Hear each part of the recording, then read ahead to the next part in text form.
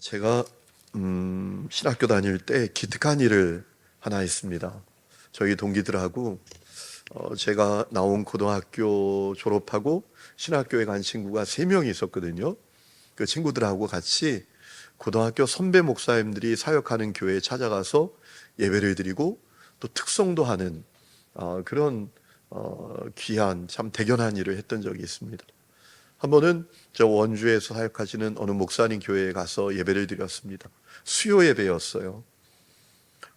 이 찬송을 이렇게 부르려고 하는데 찬송을 부르는 저희보다 나와 있는 분들이 더 인원이 적은 거예요. 수요 예배인데도 성도들이 많이 정말 안 나오셨더라고요. 찬양을 부르는 우리도 좀 민망하고 또 그 교회를 사역하시는 그 선배 목사님이 민망하셨는지 끝나고 나서 이야기를 하나 하시는데 이런 이야기를 하시는 겁니다. 자기가 하나님께 벌을 받고 있다라는 거예요. 무슨 얘기를 하는가 하면 군에 갔을 때 이 선임들이 얼마나 교회 가는 걸 힘들게 하고 괴롭히고 때리는지 자기가 신학생임에도 불구하고 그 이후로 군에 있을 때 교회를 한 번도 안 갔답니다. 두렵고 무서워서. 신학생이었음에도 불구하고 교회를 한 번도 안 갔다는 거예요. 그래서 자기 목회가 이렇게 어렵고 힘들다. 내가 그 벌을 받는다. 그 얘기를 그분이 하시는 거예요. 제가 어린 마음이지만 그래도 우리 하나님이 그런 분이셔. 우리가 얼마나 연약하고 부족한지 하나님이 다 아실 텐데 두려워서 교회 못 갔다고 그렇게 하시는 건 아니지. 이런 마음이 있었지만 그 마음을 드러낼 수는 없었어요. 분위기가 너무 좀 이상했기 때문에. 지금도 그 목사님 모습이 잊혀지지가 않아요. 어깨가 쭉 처져가지고 힘이 하나도 없었던 그 목사님의 모습이 지금도 생생하게 기억이 납니다. 여러분, 우리가 살아가면서 내 인생이 하나님께 책망을 받고 징계를 받는 것 같다라는 마음을 가질 때가 있지 않습니까? 하는 일마다 꼬이고 또 병들고 아프고 문제가 계속이 되고 또 삶을 고통스럽게 하는 사건들이 시리즈로 펼쳐지고 그러면 우리가 이런 마음을 가져요. 야, 내가 하나님께 벌 받는구나. 하나님 나를 책망하시고 나를 징계하시는 거구나. 이런 마음을 가질 때가 있지 않습니까? 여러분들 가운데에도 그런 경험을 가진 분들이 혹시 있을지 모르겠습니다. 오늘 말씀을 보니까 다윗도 그랬던 때가 있었던 것 같아요. 여러분, 오늘 1절을 보니까 다윗이 이런 고백을 합니다. 주의 분노로 나를 책망하지 마소서. 주의 진노로 나를 징계하지 마소서. 그러니까 무슨 얘기입니까? 다윗이 마치 내 인생이 지금 하나님의 징계를 받는구나. 내가 지금 하나님의 징계를 받는 중이구나. 이런 마음을 가졌다라고 생각해 볼 수가 있는 것입니다. 여러분, 다윗이 지금 어떤 상황인지 우리는 정확하게 알지 못합니다. 하지만 너무나 심각한 상황이었구나라는 사실은 확실히 알 수 있습니다. 여러분, 2절에 보면 그가 자기 자신을 자기가 볼 때에도 수척하다라고 고백을 합니다. 또 자기 뼈가 떨릴 정도라고 해요. 여러분, 오늘 말씀 2절 한번 보십시오. 이렇게 고백을 하죠. 여호와여, 내가 수척하였사오니 내게 은혜를 베푸소서. 여호와여, 나의 뼈가 떨리오니 나를 고치소서. 내가 나를 볼 때도 너무 수척한 겁니다. 뼈가 떨릴 정도입니다. 여러분, 그가 처한 상황이 정말 힘들고 어려운 상황, 절망적인 상황이었던 것 같아요. 그래서 3절에 그가 하나님께 이렇게 호소해요. 어느 때까지니까? 야, 정말 언제까지야? 언제까지 내가 이렇게 힘들고 고통스러워야 돼? 이런 마음을 가졌다라고 생각해 볼 수가 있는 것이죠. 그러면 3절에 보면 나의 영혼이 매우 떨린다라고 했습니다. 그의 마음에 이런 마음이 있었던 것 같아요. 야, 내가 이러다 끝나고 말지. 여기서 내 인생이 끝나고 마는 거지. 이런 마음이 있었더라는 거예요. 여러분, 영혼은요, 우리 각 사람의 존재 가운데 가장 깊숙한 곳에 있는 우리 존재의 가장 기초가 되는 것입니다. 그런데 여러분, 이 고백이 나의 영혼이 떨린다라는 이 고백은 어떤 고백입니까? 내 존재가 무너지는구나. 내가 여기서 끝나는구나. 그런 두려움을 가졌다라고 생각해 볼 수가 있는 거예요. 여러분, 우리가 힘들고 어려운 일을 만나면 때때로 그런 얘기를 할 때가 있잖아요. 야, 나 영혼까지 탈탈 털렸어. 이런 고백을 할 때가 있지 않습니까? 그러니까 이 다윗이 지금 보통 상황이 아니다라는 사실을 생각해 볼 수가 있는 것입니다. 여러분, 다윗이 볼 때 모든 것이 끝난 것처럼 보이는 상황인 것을 확인해 볼 수가 있어요. 5절에 보면 이렇게 고백을 합니다. 사망 중에서는 주를 기억하는 일이 없사오니 수월에서 주께 감사할 자가 누구리까? 라고 했습니다. 세 번역은 이것을 이렇게 번역했더라고요. 죽어서는 아무도 주님을 찬양하지 못합니다. 수월에서 누가 주님께 감사할 수 있겠습니까? 자기 인생이 지금 불가능한 인생이에요. 다 끝난 것 같은 거예요. 이거 하나님께 이렇게 호소하는 거죠. 하나님, 내가 죽으면 하나님 어떻게 찬양하겠어요? 내가 여기서 끝나면 하나님 어떻게 되는 거예요? 이런 마음이었다라고 생각해 볼 수가 있는 것이지요. 이렇게 자기의 상황이 급박스럽고 고통스러운데도 하나님은 자기를 외면하시고 자기를 떠나신 것처럼 느끼는 상황이었습니다. 여러분, 4절이 이런 고백을 하죠. 여호와여 돌아와 나의 영혼을 건지시며 라고 했습니다. 하나님이여 돌아와 주세요. 이게 무슨 얘기입니까? 하나님 자기를 떠난 거예요. 하나님 자기를 버리고 떠나신 것처럼 느껴지는 상황이에요. 여러분, 우리도 그럴 때가 있잖아요. 그렇죠? 나 홀로 인생의 황량한 벌판에 홀로 서 있는 것 같은 그런 마음을 가질 때가 있잖아요. 하나님마저도 날 버린 것 같고 그런 마음을 가질 때가 있지 않습니까? 다윗이 그런 거예요. 여러분, 이 고백이 내 고백이라고 생각해 보세요. 여호와여 돌아와 나의 영혼을 건져주세요. 이 탄식을 여러분 나의 탄식이라고 한번 생각해 보세요. 얼마나 어려운 상황인지 우리가 생각해 볼 수가 있는 것이죠. 그래서 그가 뭐라고 고백합니까?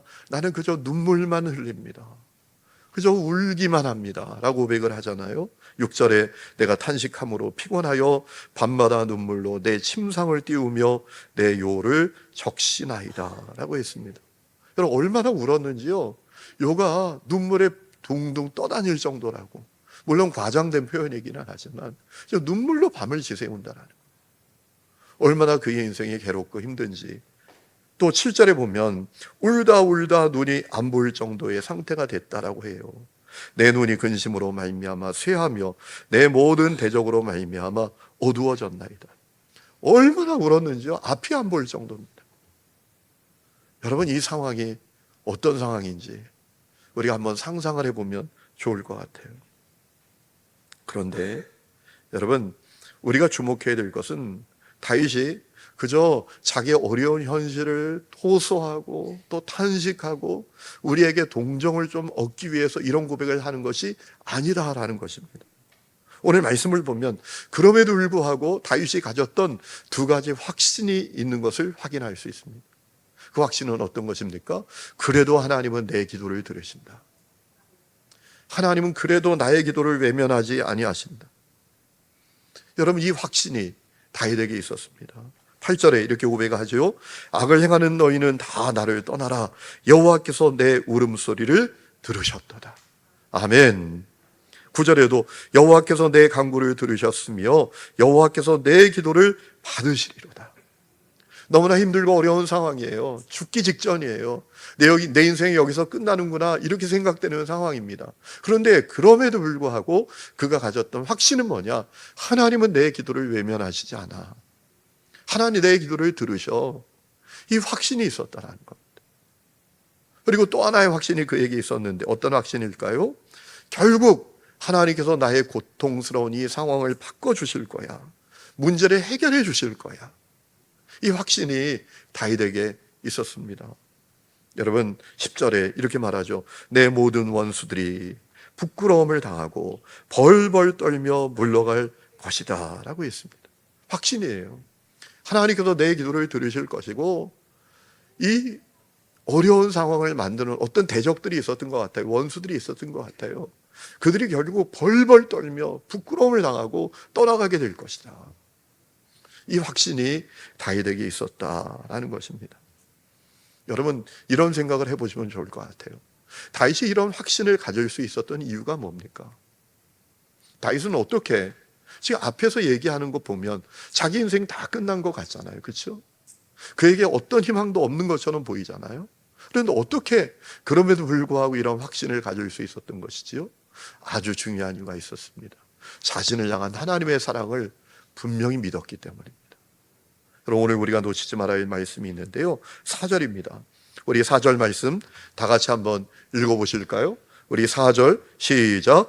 여호와여 돌아와 나의 영혼을 건지시며 주의 사랑으로 나를 구원하소서라고 했습니다.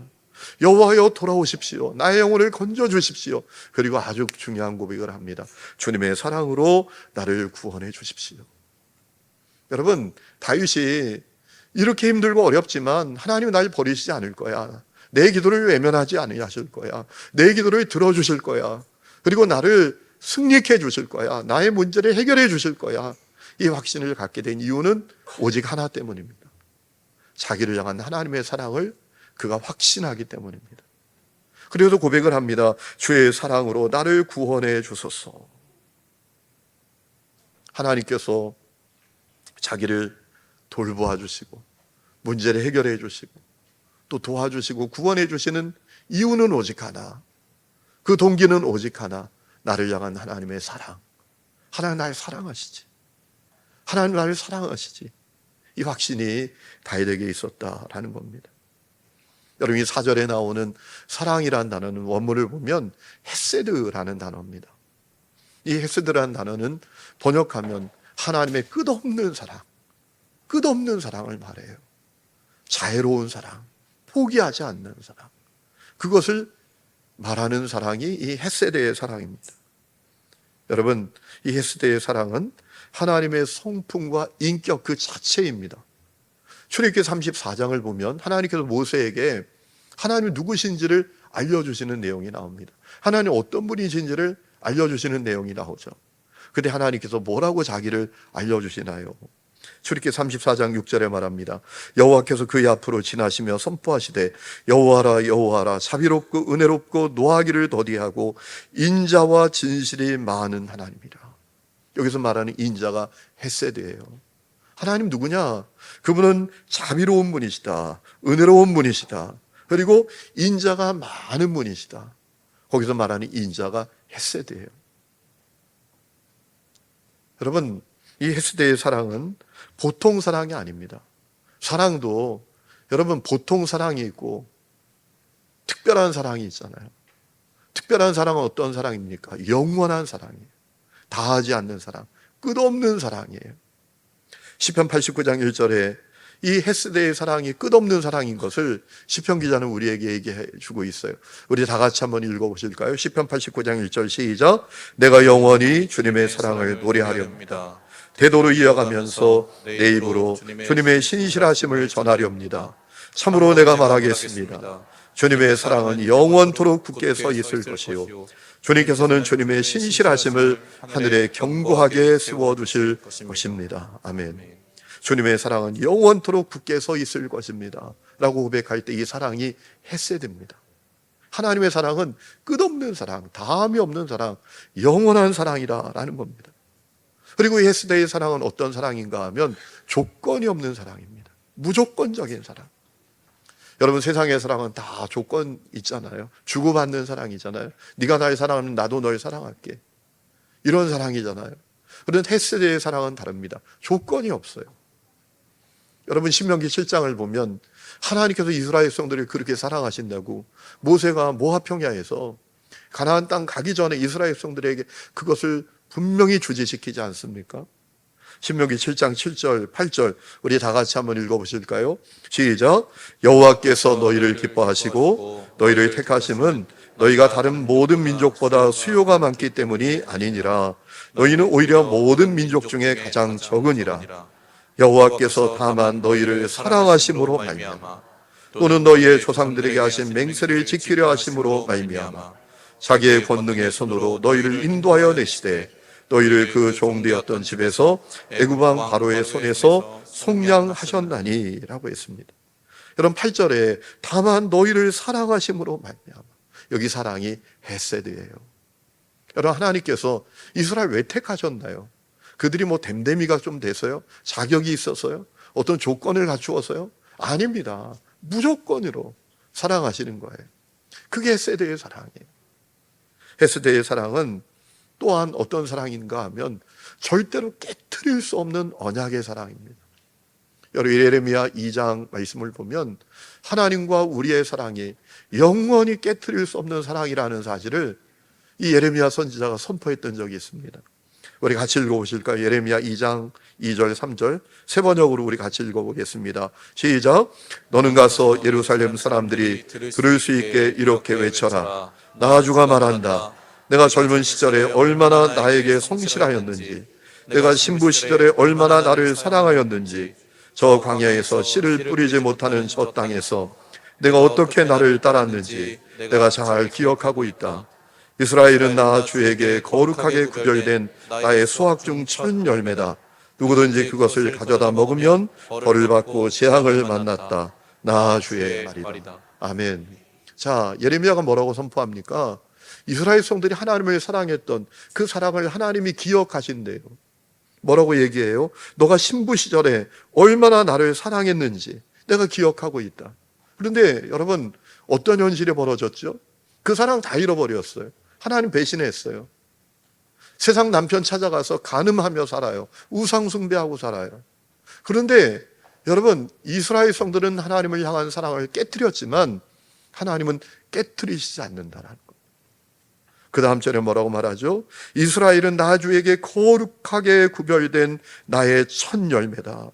누구든지 그것을 가져다 먹으면 벌을 받고 재앙을 만난다. 나 주의 말이다. 무슨 얘기입니까? 이 하나님의 사랑, 헤세드의 사랑은 변함이 없어요. 깨트려지지 않아요. 이스라엘 성들이 그 사랑을 깨트려도 하나님은 깨트려지지 않아요.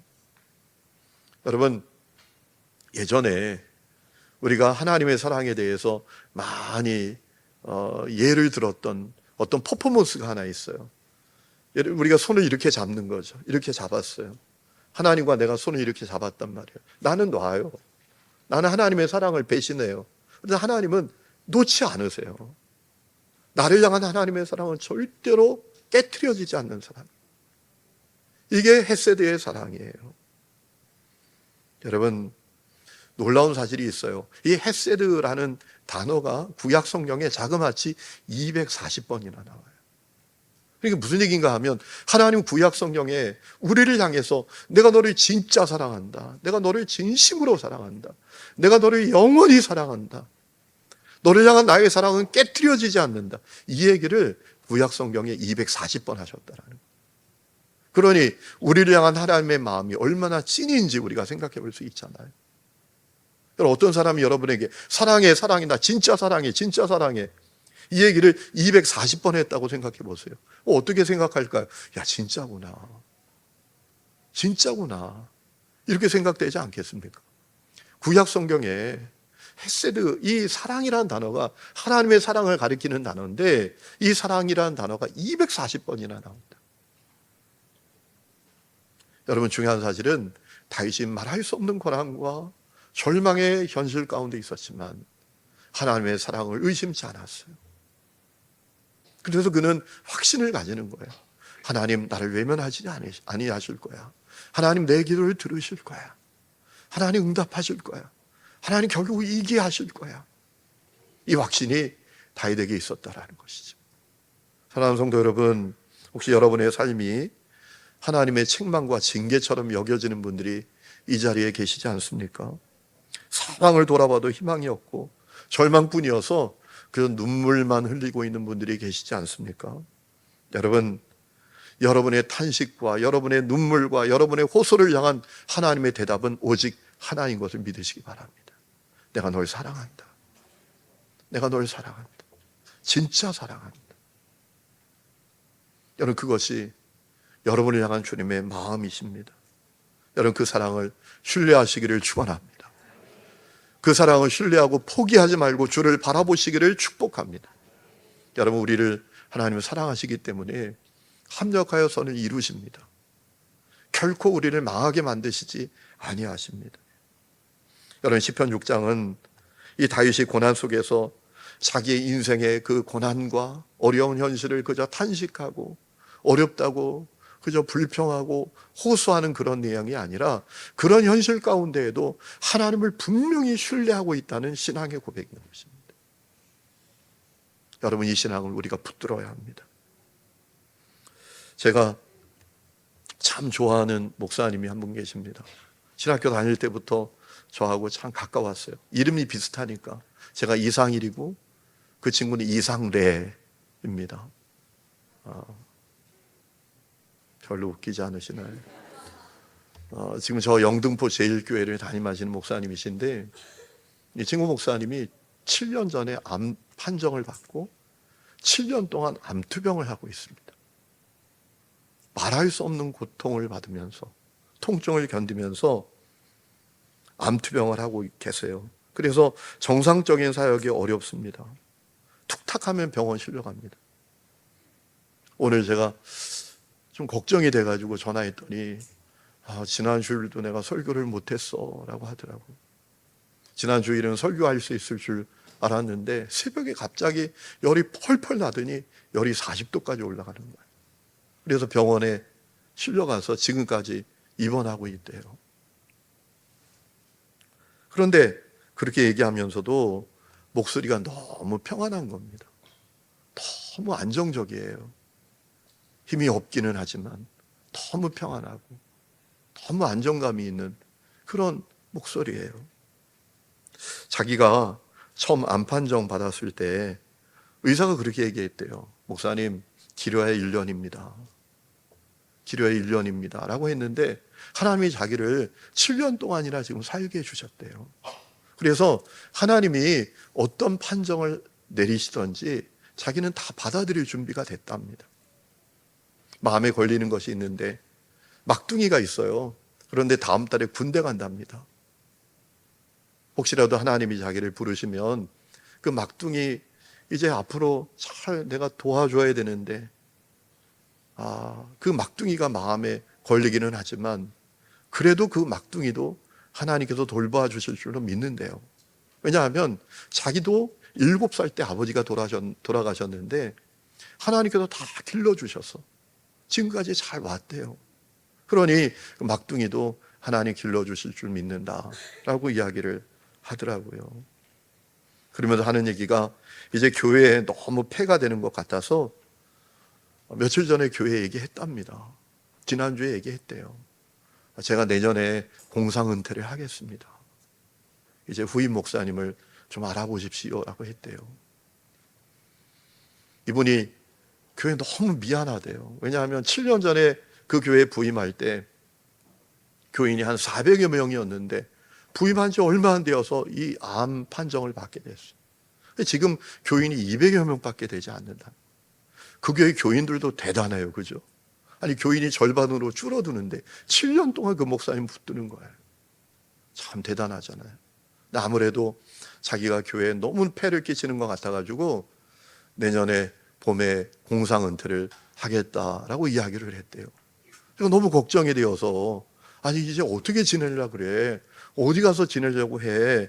라고 했더니 이렇게 얘기하시는 거예요. 이 목사, 하나님 날 사랑하시잖아. 날 돌보시겠지. 먹이시고 입히시고 내가 살아있는 동안 날 인도하시지 않겠어. 라고 하는 거예요. 여러분, 제가 오늘 이 시편 6장 말씀을 묵상했기 때문에 그의 고백이 정말 놀랍게 다가오는 거예요. 야, 어떻게 그런 상황에서 그런 고백을 할 수 있냐? 한 가지밖에 없어요. 하나님의 사랑을 확신하는 거예요. 여러분, 절망 중에 있어도, 말할 수 없는 고난의 현실 가운데 있어도 하나님이 나를 사랑하시니까 하나님께서 나의 부르짐을 들으시겠지, 나를 인도하시겠지, 돌보시겠지, 이 고백이 되는 겁니다. 여러분, 오늘 4절 말씀 다시 읽습니다. 다윗이 하나님께 이 어려운 상황에서 이렇게 고백해요. 여호와여, 돌아와 나의 영혼을 건지시며 주의 사랑으로 나를 구원하소서. 하나님의 사랑을 확신하고 있어요. 그래서 9절에 여호와께서 내 간구를 들으셨으며 여호와께서 내 기도를 받으시리로다. 10절에 내 모든 원수들이 부끄러움을 당하고 심히 떨며 갑자기 부끄러워 물러가리로다. 이 확신의 고백을 할 수 있었던 거예요. 여러분에게도 이 고백이 있어서 끝내 승리하는 삶을 살아가는 모든 성도들이 될 수 있기를 주의 이름으로 축원합니다.